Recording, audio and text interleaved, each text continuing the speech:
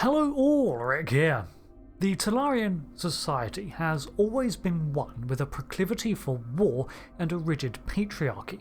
Competitiveness and xenophobia were taught from a young age, with them even wearing gloves when dealing with an alien species, and there was a strong bond encouraged between the males of their society, but only the males. They became warp capable in the early 23rd century, and some of their first vessels were battle cruisers, ushered out to patrol and defend their territory. Their home system was a 5-planet system with at least one station by the time of the Next Generation shows, with Mevdar as their Prime Minister.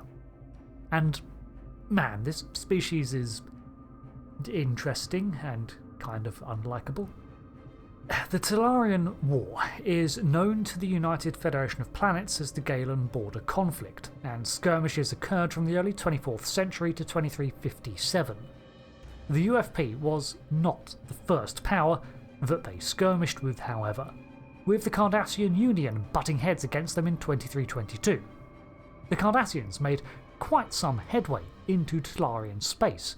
However, these conflicts quickly fizzled out as the Cardassians were also beginning to clash with the Federation, eventually pulling out of occupied Talarian territory altogether to focus on the larger threat and the potential greater gain. Because of the location of Talar and the nature of the battles, the Talarian Border Skirmishes could be considered a part of the larger border wars between Cardassia and the Federation. The conflict with the Talarians began because the Federation did what it does, and established colony worlds too close to what Talarians consider their space. However, Galen 4 was a Federation-settled colony world by 2259, not that long after the Talarians were even warp-capable. During the early 24th century, the planet even fell into the hands of the Cardassians during the border wars with the Federation. Eventually it came back under the Federation's control once again, but while the Cardassian Union abandoned it, allowing Starfleet to reclaim it, the Talarians had something to say on the matter. Cardassia was withdrawing from this front in order to bolster its forces on the more lucrative and attainable sectors to the north of its territory, including independent systems like Bajor. It seemed, judging from these dates, that the Talarians saw this refocusing of Cardassia as a reason to claim their formerly annexed worlds, and immediately claimed that the Galen system was Talarian territory. Now, we can see from previous canon star charts that, contrary to Talarians' claims, this world was a UFP one before Cardassian occupation. So a skirmish broke out over it, one where the Talarians were likely thoroughly beaten back as the system never fell into their hands. However, this incident ignited a war, and the Talarians would push for more worlds claimed by the Federation, trying to push them back out of territory they seemed to have claimed as their own. Negotiations were frequently attempted, but the cultures were too opposed, with a warrior-like ethos, disregard for the conventions of war, and a rigidly hierarchical society, so the Talarians continued to rely on force and guerrilla tactics against the technologically superior Federation.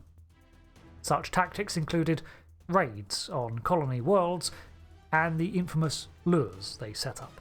Talarian ships could often feign distress calls, to which Starfleet would respond only to then detonate the luring vessel in an attempt to claim the away teams or even the rescuing ship. These were seen as craven tactics by Starfleet and acts of perfidy, a violation of the laws of war. Feigning distress only to turn it into an ambush erodes trust and the goodwill of combatants to preserve life, and as such is considered a war crime. The Talarians, however, viewed it as necessary against a much more powerful foe, and considered any responding vessel as more likely to be trying to capture vulnerable prey. Either way, it meant that Starfleet soon stopped responding to such calls from the Talarian Republic, with this tactic claiming 219 lives before the Republic gave up. During the conflict, the Talarians saw some success with the claiming of other independent worlds, like that of the Vaka system, which includes Grazar, homeworld of the Grazarites, of which future President Jarash Eno was a member. They also held colonies on the planets Megara, which had a native populace of pre-warp humanoids, and Castal 1, which was a completely Talarian world and one of their few established colonies. It can be noted that the Grazerites are a pretty benign species, with a typically relaxed demeanour, and were non-aligned before they passed into Talarian control. Considering that post-war they joined the Federation and even saw one rise to the rank of president, it's likely that they joined the UFP as soon as they were able after Talarian aggression. The Megaran populace was later influenced by both Ferengi and Cardassian meddling in their affairs, so let's just say that they're never going to have a normal path of technological development. Suffice to say, it paints the pictures of the Talarian Republic as a lot of bullies, resulting in cowardly tactics against the Federation while subjugating others who they had power over, whether through aggression or simple technological might. At least they went out of their way to spare the children of their enemies. The whole point of their one appearance was centred around the fact that Talarian customs cite that any orphaned child be taken into their culture and raised among them. I'd prefer that they were, returned to their own people as soon as possible, but that's apparently just not the Talarian way. At least these adopted are not ostracised from their society in any way and are assimilated without bias. Starfleet, for its part, did mount counter-offensives, with them attacking Castal 1, as well as numerous space-bound clashes, though the Talarians often steered combat into areas where they had the advantage, or at least the Starfleet advantage was neutralised.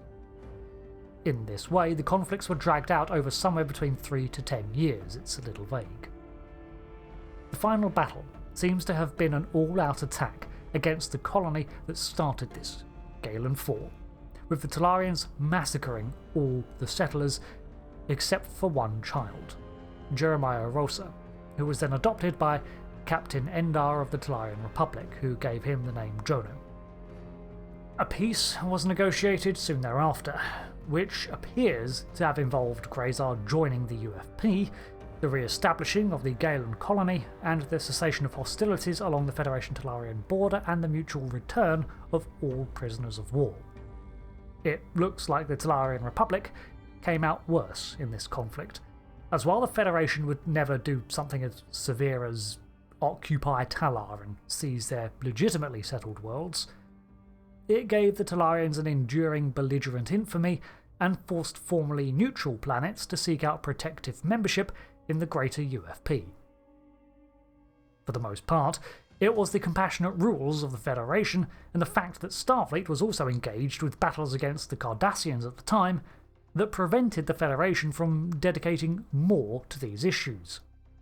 It seems like the massacre of Galen 4 may have been the final straw, and although we don't know what the terms set down were in the following piece, it's clear that the Talarians are still spoiling for a fight a decade later, so I doubt it was an outcome in their favour. I get the distinct impression that the UFP had to do the one thing it hates doing, and put away the carrot and gesture with the stick, asking, "Really? You really want to do this?" However, the Talarians did also get involved in the Dominion War, with them independently fighting the Cardassian-Dominion alliance, where they suffered many casualties there too. In this case, it's likely that they were contending with Dominion pushes into their territory, with their strict xenophobia at least preventing them from allying with the Gamma Quadrant superpower, or even signing a non-aggression pact with them.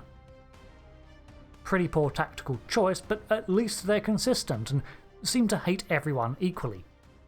And that covers the Talarian Border Wars.